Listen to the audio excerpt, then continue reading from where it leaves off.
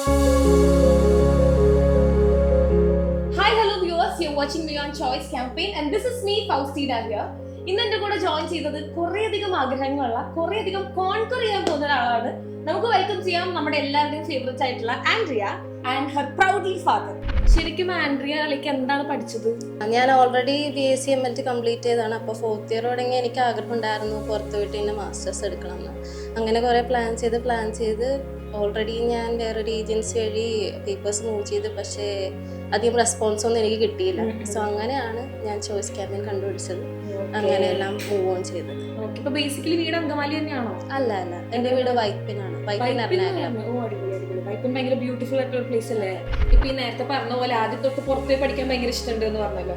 ശരിക്കും ഇപ്പൊ ഈ പുറം അല്ലെങ്കിൽ അബ്രോഡ് സെറ്റിലിംഗ് ലൈഫിനെ പറ്റിയിട്ട് ഏറ്റവും കൂടുതൽ എക്സൈറ്റിംഗ് ആയിട്ടുള്ള എലമെന്റ്സ് എന്തായിരുന്നു? ഇപ്പൊ അവിടുത്തെ കൾച്ചറാണ്. എനിക്കൊരു പുതിയൊരു കൾച്ചറിലേക്ക് പോകണം എന്നും അവിടുത്തെ കൾച്ചറും കസ്റ്റംസ് ഒക്കെ അറിയണമെന്ന് വളരെയേറെ ആഗ്രഹമുണ്ട്. അതുകൊണ്ടാണ് ഞാൻ സ്റ്റഡി അബ്രോഡ് ചൂസ് ചെയ്തത്. ഏറ്റവും കൂടുതൽ ഇഷ്ടപ്പെട്ട ഒരു അബ്രോഡ് കൾച്ചർ എന്താണ്? അവിടുത്തെ ഗ്രീറ്റിംഗ്സ് ആണ്. നമുക്കറിയില്ലെങ്കിലും നമ്മൾ വന്ന് good morning, how you doing എന്ന് ചോദിക്കാമല്ലോ. അത് നമ്മുടെ ഇവിടെ ഇന്ത്യയിലോ അല്ലെങ്കിൽ കേരളത്തിലോ അങ്ങനത്തെ ഒരു കൾച്ചർ ഇല്ല. സോ അത് ഭയങ്കര ഒരു എക്സൈറ്റിംഗും ഒരു കൾച്ചർ ഷോക്ക് തന്നെയാണ്. എനിക്ക് അതൊന്ന് എക്സ്പീരിയൻസ് ചെയ്ത് നല്ല ആഗ്രഹമുണ്ട്. യെസ്, അത് അടിപൊളി പോയിന്റ് ആയിരുന്നു. അങ്കിളിന് ശരിക്കും പുറത്ത് ഇഷ്ടമുള്ള ഏറ്റവും അടിപൊളി കൾച്ചർ എന്താ അങ്കിളെ? പരസ്പരമുള്ള ഒരു പെരുമാറ്റവും അവരുടെ ഒരു ജീവിത രീതി, അതാണ് എന്നെ സ്വാധീനിച്ചത്. ശരിക്കും അത് പഠിപ്പിക്കാൻ വേണ്ടി തന്നെയാണ് ആൻഡ്രിയ നമ്മൾ അബ്രോഡ് വെച്ച് പഠിപ്പിക്കാൻ തീരുമാനിച്ചത്. കുറച്ച് അതാണെങ്കിൽ പോലും കുട്ടികളുടെ ഒരു ആഗ്രഹം. ഇപ്പൊ ഈ പറഞ്ഞ പോലെ അബ്രോഡ് പോകുന്ന സമയത്ത് കുറെ അധികം ഏജൻസീസ് നമുക്ക് അവൈലബിൾ ആണ്. പക്ഷെ എന്തുകൊണ്ട് നമുക്ക് ഇപ്പം ചോയ്സ് ക്യാമ്പയിന്റെ കാര്യം പറയുന്ന സമയത്ത് ഒരു 10 years എക്സലൻസ് ഉള്ള നമുക്ക് 2016 തൊട്ടുള്ള ഒരു ഏജൻസിയാണ്. അപ്പൊ ഇത് ചൂസ് ചെയ്യാനുള്ള ഒരു മെയിൻ റീസൺ എന്തായിരുന്നു? മെയിൻ റീസൺ എന്ന് പറഞ്ഞാൽ ഇത് എൻ്റെ ഒരു ഫേവറേറ്റ് ഡെസ്റ്റിനേഷൻ ന്യൂസിലാൻഡ് ചെയ്യുന്ന ഒരു ഏജൻസിയാണ്. ഒരു മെയിൻ ഫോക്കസ് ചെയ്യുന്ന ന്യൂസിലാൻഡാണ്. അതാണ് എൻ്റെ main reason choice campaign study abroad choose ചെയ്യാനുള്ളത്. പിന്നെ അതുപോലെ തന്നെ ഇവിടുത്തെ സർവീസ് അത് പറയണം. ബിക്കോസ് ഭയങ്കരമായിട്ടും നമ്മൾ ഹെൽപ്പ് ചെയ്തായിരുന്നു. അതുപോലെ എന്ത് ഡൗട്ട് ഉണ്ടെങ്കിലും എന്ത് പൊട്ട ഡൗട്ട് ആണെങ്കിലും ക്ലിയർ ചെയ്യുമായിരുന്നു. അതാണ് എനിക്ക് കൂടുതലും എന്നെ ഹെൽപ്പ് ചെയ്തത്. അതുകൊണ്ടാണ് ഞാൻ ചോയ്സ് ക്യാമ്പയിൻ ചൂസ് ചെയ്തത്. ഇപ്പൊ ശരിക്കും ഈ ചോയ്സ് ക്യാമ്പയിനെ പറ്റിയിട്ട് എങ്ങനെയാണ് അറിഞ്ഞത്? അങ്കിൾ പറഞ്ഞു തന്നതാണോ അതോ സോഷ്യൽ മീഡിയ ത്രൂ ആണോ ഫ്രണ്ട്സ് റെക്കമെൻഡ് ചെയ്തതാണോ?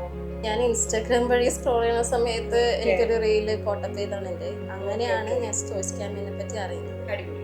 ഇപ്പൊ നമ്മുടെ നേരത്തെ കോൺവെർസേഷന്റെ ഇടയ്ക്ക് ആൻഡ്രിയ പറഞ്ഞായിരുന്നല്ലോ വേറൊരു ഏജൻസി ചൂസ് ചെയ്തിട്ടാണ് നമ്മുടെ ചോയ്സ് ക്യാമ്പയിനിലേക്ക് വന്നിട്ടുണ്ടായിരുന്നത്.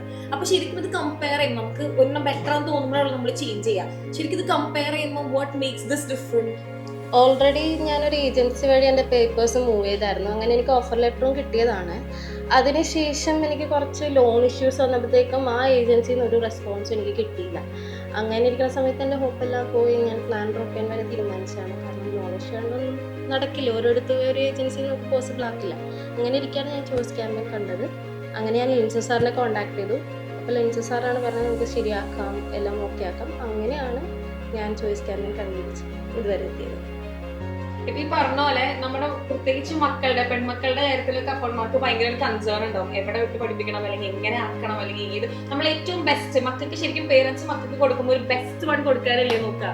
അപ്പൊ ഈ ഇവള് ഇൻസ്റ്റാഗ്രാമിൽ കണ്ട് ചോയ്സ് ഒരു ക്യാമ്പയിൻ ഒരു ഏജൻസിയുടെ കാര്യം നിങ്ങളുടെ പറഞ്ഞ സമയത്ത് അങ്കിളുടെ റിയാക്ഷൻ എന്തായിരുന്നു? അല്ലെങ്കിൽ അങ്കിൾ എന്തുകൊണ്ടാണ് ഇത് മതി, ഓക്കെ ഇത് നീ ധൈര്യമായിട്ട് പൊക്കോ, ഒരു വിഷയമില്ല എന്ന് പറയാനുള്ള റീസൺ എന്തായിരുന്നു നിങ്ങള്?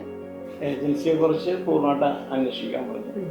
അത് കൂടാതെ ഉള്ള ബ്രദർ അദ്ദേഹം വിദേശത്താണ്. അപ്പോൾ ഇവള് വിദേശത്ത് പോകണമെന്ന് പറയുമ്പോൾ എനിക്ക് ആണും പെണ്ണും വ്യത്യാസമില്ല. നേരത്തെ നമ്മൾ പറഞ്ഞു സംസാരിച്ച സമയത്ത് നമ്മുടെ ചോയ്സ് ക്യാമ്പയിൻ ഏജൻസിയിൽ കുറെ അധികം സ്റ്റാഫുകൾ കുറെ ഹെൽപ്പ് ചെയ്തു എന്ന് പറഞ്ഞു. പിന്നെ ഭയങ്കര ഒരു ക്രിട്ടിക്കൽ ക്വസ്റ്റ്യൻ ആണ്, ഇതിനകത്ത് ഏറ്റവും ഫേവറേറ്റ് ആയിട്ടുള്ള സ്റ്റാഫ് ആരാ ആൻഡ് എന്തുകൊണ്ടാണ്? എനിക്ക് ആകെ അറിയാവുന്നത് ലിൻസ സാറിന്, അതുപോലെ തന്നെ എൻ്റെ കൗൺസിലർ അശ്വതി മാമിനെയാണ്. ഇതിലാരാണ് ഫേവറേറ്റ്? ലിൻസ സാറാണ്. കാരണം എനിക്ക് ഹോപ്പ് തന്നത് സത്യം പറഞ്ഞാൽ ലിൻസ സാറാണ്. ഞാൻ ആ സമയത്ത് ഓൾറെഡി ഡ്രോപ്പ് പ്ലാൻ ചെയ്ത് വിളിക്കാം. അപ്പം ഇങ്ങനെ ചോയ്സ് ക്യാമ്പയിൻ കണ്ടപ്പോൾ വിളിച്ചപ്പോൾ ശരിയാക്കാം, ഒരു കുഴപ്പമില്ല, നമുക്ക് ഓൾറെഡി സെറ്റ് ആക്കാം എന്ന് പറഞ്ഞ് എനിക്ക് തിരിച്ചു ഹോപ്പ് വന്നത് ലിൻസ സാറാണ്. സാറാണ് എൻ്റെ ഫേവറേറ്റ്. ഓക്കെ, അടിപൊളി. ഇപ്പൊ ഈ പറഞ്ഞ പോലെ കുറെ അധികം ആൾക്കാർക്ക് പുറത്തുപോയി പഠിക്കണം എന്നുള്ളൊരു ഇഷ്ടം ഉണ്ടാവും. പ്രത്യേകിച്ച് നമ്മുടെ ഏജ് കാറ്റഗറി എല്ലാവർക്കും ഈ പുറത്തു പോയി സെറ്റിൽ ആവണം. ഈ പറഞ്ഞ പോലെ അവിടുത്തെ കൾച്ചർ, അവിടുത്തെ ഒരു സിസ്റ്റം, ഇതൊക്കെ ഭയങ്കരമായിട്ട് ഇഷ്ടപ്പെടുന്ന ആൾക്കാരായിരിക്കും. പക്ഷെ കുറെ അധികം ഈ പറഞ്ഞ പോലെ സെക്കൻഡ് തോട്ട്സ് ഉള്ള ആൾക്കാരുണ്ടാവും. അപ്പൊ അല്ലെങ്കിൽ ഈ പുറത്ത് പോവാൻ നിൽക്കുന്നവർക്ക് ആൻഡ്രിയക്ക് കൊടുക്കാനുള്ള ഒരു അഡ്വൈസ് എന്തായിരിക്കും, അല്ലെങ്കിൽ ഒരു ഹോപ്പ് എന്തായിരിക്കും, ഒരു വേറെ രീതിക്ക് പറയുകയാണെങ്കിൽ അവർക്ക് കൊടുക്കാനുള്ള ഒരു ഹോപ്പ് എന്തായിരിക്കും? പുറത്ത് പോയി പഠിക്കാന്ന് പറഞ്ഞൊരു എക്സ്പീരിയൻസ് തന്നെയാണ്. അത് നമ്മൾ ഒരു ലൈഫ് ടൈം അനുഭവിക്കണം. ബിക്കോസ് അങ്ങനെയാണ് നമ്മൾ ഇൻഡിപെൻഡൻ്റ് ആവാനും അതുപോലെ കുറേ കാര്യങ്ങൾ അറിയാനും പറ്റുള്ളൂ. സോ ഒരു സ്റ്റുഡൻറ്റ് എന്തായാലും പോയിരിക്കണം എന്നാണ് എൻ്റെ അഭിപ്രായത്തിൽ. ബിക്കോസ് ചിലവർക്ക് ഓൾറെഡി ഓക്കെ ആയിരിക്കും, ചിലവർക്ക് പറ്റില്ലായിരിക്കും. ബട്ട് അത് എക്സ്പീരിയൻസ് ചെയ്യാന്ന് പറഞ്ഞൊരു ഗുഡ് തിങ് ആണ്. സോ അത് തന്നെയാണ് എൻ്റെ ഉദ്ദേശം. അടിപൊളി. ഇപ്പൊ ഈ പറഞ്ഞ പോലെ കുറെ കുട്ടികൾക്ക് ആഗ്രഹം ഉണ്ടാവും പോകാനായിട്ട്. പക്ഷെ ഈ പേരൻസിന് ഭയങ്കര കൺസേൺ ഉണ്ടാവും. ഇനി പുറത്തു പോയി പഠിച്ചു കഴിഞ്ഞാൽ ഈ നാട്ടിലേക്ക് എന്ന് വരും, എങ്ങനെ കാണും, അങ്ങനെ കുറെ കൺസേൺസ് ഉണ്ടാവും. അപ്പൊ അങ്ങനത്തെ പേരൻസിനെ മോട്ടിവേറ്റ് ചെയ്യാനായിട്ട് അങ്കിളിന് എന്താ പറഞ്ഞു കൊടുക്കാറുള്ളത്?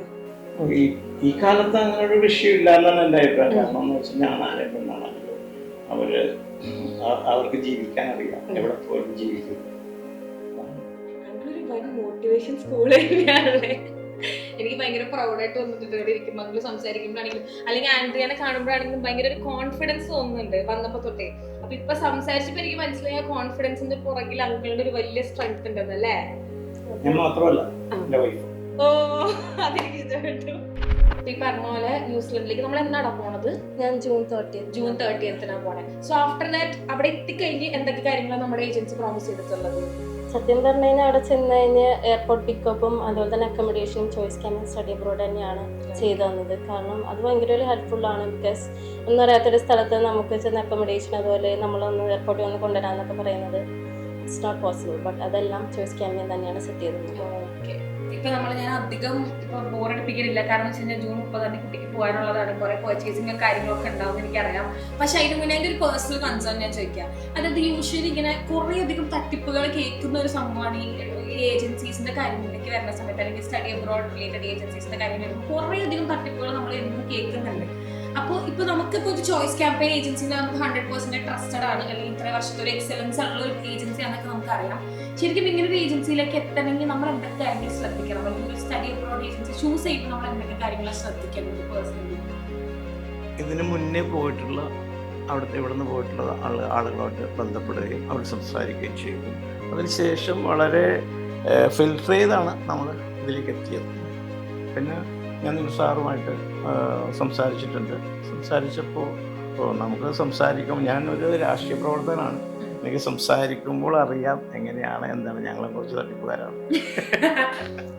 അതുകൊണ്ട് തട്ടിപ്പ് നമുക്ക് പെട്ടെന്ന് മനസ്സിലാവും.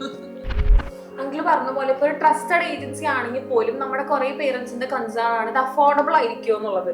അല്ലെങ്കിൽ ഇത് ഇപ്പൊ ഒരു ഏജൻസീസിൽ ചെല്ലുമ്പോൾ അത് കത്തി വെക്കണ രീതിക്കുള്ള ഏജൻസീസ് ആണോ, ഇത് അഫോർഡബിൾ ആണോ എന്നൊക്കെ ഉള്ളത്. ശരിക്കും നമുക്ക് ഇവിടെ ഫീസ് സ്ട്രക്ചർ ഒക്കെ എങ്ങനെയാ വന്നിട്ടുണ്ടായിരുന്നടാ? എനിക്ക് ഓൾറെഡി ഇപ്പോൾ ഫീസ് വന്നത് 18 lakhs ആണ് വന്നത് SIT-ൽ. ഇതുപോലെ തന്നെ ഞാൻ വേറെ യൂണിവേഴ്സിറ്റീസിലും ഇൻസ്റ്റിറ്റ്യൂഷൻസിലും അപ്ലൈ ചെയ്തിരുന്നു. അവിടെ എല്ലാം ഫീസ് ഹൈ ആയിരുന്നു. അത് എത്ര വരെ വേരി ചെയ്യുന്നുണ്ടായിരുന്നു? അപ്പോൾ 24 lakhs വരെയൊക്കെ വരുന്നുണ്ടായിരുന്നു. അപ്പോൾ എനിക്ക് അഫോർഡബിൾ ആയിട്ടും സെയിം കോഴ്സ് അവൈലബിൾ ആയിട്ടും ഉണ്ടായിരുന്നത് SIT-ലായിരുന്നു. അതെനിക്ക് പറഞ്ഞത് ലിൻസ സാറാണ്, ചോയ്സ് ക്യാമ്പയിൻ വഴിയാണ്. അതുകൊണ്ടാണ് ഞാൻ അത് ചൂസ് ചെയ്ത് അത് വെച്ച് മൂവ് ചെയ്തത്. ഇപ്പൊ വേറെ ഏജൻസീസിൽ അപ്രോച്ച് ചെയ്തായിരുന്നു പറഞ്ഞല്ലോ നേരത്തെ. അപ്പൊ അവർ എന്തൊക്കെ കോഴ്സാണ് നമുക്ക് പ്രൊവൈഡ് ചെയ്തിട്ടുണ്ടായിരുന്നു? അവരെനിക്ക് സെയിം കോഴ്സ് തന്നെയാണ് പ്രൈസ് ഡിഫറൻസ് ഫീസ് ഡിഫറൻസ് ഭയങ്കര ഇതാണ്. പിന്നെ മിക്ക ഇൻസ്റ്റിറ്റ്യൂഷൻസും അല്ലെങ്കിൽ യൂണിവേഴ്സിറ്റീസും 2 years കോഴ്സസ് ആണ് പറഞ്ഞത്. അപ്പോൾ 1 yearന്റെ ഫീസ് തന്നെയാണ് ഈ 24 lakhs എന്ന് പറയുന്നത്. സോ 2 years ആകുമ്പോഴത്തേക്കും അതിന്റെ ഡബിൾ ആകും. സോ ഭയങ്കര അഫോർഡബിൾ ആയിട്ട് എനിക്ക് തോന്നുന്നത് ഈ കോഴ്സ് SIT-ലെ കോഴ്സ് തന്നെയാണ്. ശരിക്കും ഈ പുറത്തു പോകുന്ന കുട്ടികൾ ഏറ്റവും കൂടുതൽ ഫേസ് ചെയ്യുന്ന ഒരു ചലഞ്ച് പോയിന്റ് എന്തായിരിക്കും, അല്ലെങ്കിൽ ആൻഡ്രിയ ഫേസ് ചെയ്തിട്ടുള്ള ഒരു ചലഞ്ച് പോയിന്റ് എന്തായിരുന്നു? വിസ പ്രോസസ്സിങ് തന്നെയാണ്. ബിക്കോസ് ആ സമയത്ത് കുറേ പേപ്പർ വർക്ക്സ് അറേഞ്ച് ചെയ്യാനുണ്ടായിരുന്നു. ഓരോ പ്രോസസ്സിങ്ങിനും ഓരോ ഡോക്യുമെൻറ്റും അങ്ങനെ മറ്റൊരു മറിച്ച് അങ്ങനെ കുറേ പേപ്പേഴ്സ് അറേഞ്ച് ചെയ്യാനായിരുന്നു. ആ സമയത്ത് ഹെൽപ്പ് ചെയ്തത് എൻ്റെ കൗൺസിലർ അശ്വതിയാണ്. എനിക്ക് എന്ത് ഡൗട്ട് ഉണ്ടെങ്കിലും അതെല്ലാം ക്ലിയർ ചെയ്ത് തരികയും എന്തൊക്കെയാണ് ഒരു ലെറ്ററിൻ്റെ മാറ്റർ എന്ന് പോലും എനിക്ക് അശ്വതിയാണ് സെറ്റ് ചെയ്ത് തന്നത്. അതുകൊണ്ട് തന്നെ ഭയങ്കര ഹെൽപ്പായിരുന്നു. ഇപ്പോൾ ബാങ്കിലെ കാര്യങ്ങളാണെങ്കിലും ലോൺ പ്രോസസ്സിങ്ങിൻ്റെ സമയത്തും ബാങ്കിന് എന്ത് ഡീറ്റെയിൽസ് ആണെന്ന് അതിൻ്റെ ലെറ്റർ വരെ എനിക്ക് സെറ്റ് ചെയ്ത് തരാണ് ചെയ്തത്. അതുകൊണ്ട് അത് ഭയങ്കര ഹെൽപ്ഫുള്ളായിരുന്നു. പിന്നെ വിസ പ്രോസസ്സിങ്ങും സ്മൂത്ത് ആയിരുന്നു. കാരണം ഡോക്യുമെന്റ് സബ്മിഷൻ കഴിഞ്ഞിട്ട് എനിക്കൊന്നും നോക്കേണ്ടി വന്നിട്ടുണ്ടായിരുന്നില്ല. എനിക്ക് ചോയ്സ് ക്യാമ്പയിന്റെ കൂടെ ആയിരുന്നതുകൊണ്ടായിരിക്കില്ലേ അതിലേക്ക് ആ ഒരു പ്രോസസ്സ് കുറച്ചുകൂടെ സ്മൂത്ത് ആയിട്ട് തോന്നുന്നത്? അതെ, എനിക്ക് അതുകൊണ്ടാണ് തോന്നിയത്. ബാക്കിയുള്ള ഫ്രണ്ട്സ് ഒക്കെ പറയുമ്പോൾ അവർക്ക് കുറേ ഡോക്യുമെന്റ്സും വേറെ അറേഞ്ച്മെന്റ്സ് ഒക്കെ ചെയ്യേണ്ടി വന്നിട്ടുണ്ട് ഈ ടൈമിൽ. ബട്ട് ഇവിടെ എനിക്ക് ആ ഒരു ബുദ്ധിമുട്ട് വന്നിട്ടില്ല. എത്ര ഫ്രണ്ട്സിനെ റെക്കമെൻഡ് ചെയ്തു ചോയ്സ് ക്യാമ്പയിൻ? ഇപ്പൊ ഞാൻ ഓൾറെഡി 2-3 പേർക്ക് പറഞ്ഞായിരുന്നു. അവരൊക്കെ ഓൾറെഡി സ്റ്റഡി അബ്രോഡ് നോക്കിക്കൊണ്ടിരിക്കുന്നവരാണ്. ബട്ട് അത്രയും സീരിയസ് അല്ല. എനിക്കറിയില്ല എപ്പോഴാണ് ഒരു സെറ്റ് ആവുന്നത്. ഇപ്പൊ ഈ ഒരു 10-15 മിനിറ്റത്തെ കോൺവെർസേഷൻ്റെ ഇടയ്ക്ക് എനിക്ക് മനസ്സിലായ കാര്യം വെച്ചാൽ കുറേ അധികം ഡ്രീംസ് ഉള്ളൊരു കുട്ടിയാണ്, കുറേ അധികം കോൺക്വർ ചെയ്യാൻ ഇഷ്ടമുള്ളൊരു കുട്ടിയാണ്. ഇതിനേക്കാളൊക്കെ ഉപരി എനിക്ക് മനസ്സിലായത് ഒരു സ്ട്രോങ് സപ്പോർട്ടിങ് ഫാമിലി ഉള്ളൊരു കുട്ടിയാണ്. അപ്പൊ അങ്കിളിന് ആദ്യമേ തന്നെ ഒരു കൈയിരിക്കട്ടെ. കാരണം ഭയങ്കര ഒരു പ്രൗഡ് ഫാദർ ആണ്, അതുപോലെ തന്നെ ഭയങ്കര ഒരു സ്ട്രെങ്ത് ആയിട്ട് എനിക്ക് ഫീൽ ചെയ്തു. അപ്പൊ ഈ പറഞ്ഞ പോലെ അങ്കിള് നേരത്തെ പറഞ്ഞ പോലെ കുട്ടി പറക്കട്ടെ, അല്ലെ അവൾ പറക്കട്ടെ, കുറെ അധികം കോൺക്വർ ചെയ്യട്ടെ, എല്ലാ ആഗ്രഹങ്ങളും എല്ലാ രീതിക്കും സാറ്റിസ്ഫൈ ചെയ്യാൻ പറ്റട്ടെ, ഫാമിലിനെ ഭയങ്കരമായിട്ട് പ്രൗഡ് ആക്കാൻ പറ്റട്ടെ. അപ്പൊ all the very best. Thank you അങ്കിളെ. അപ്പൊ താങ്ക് യു സോ മച്ച്.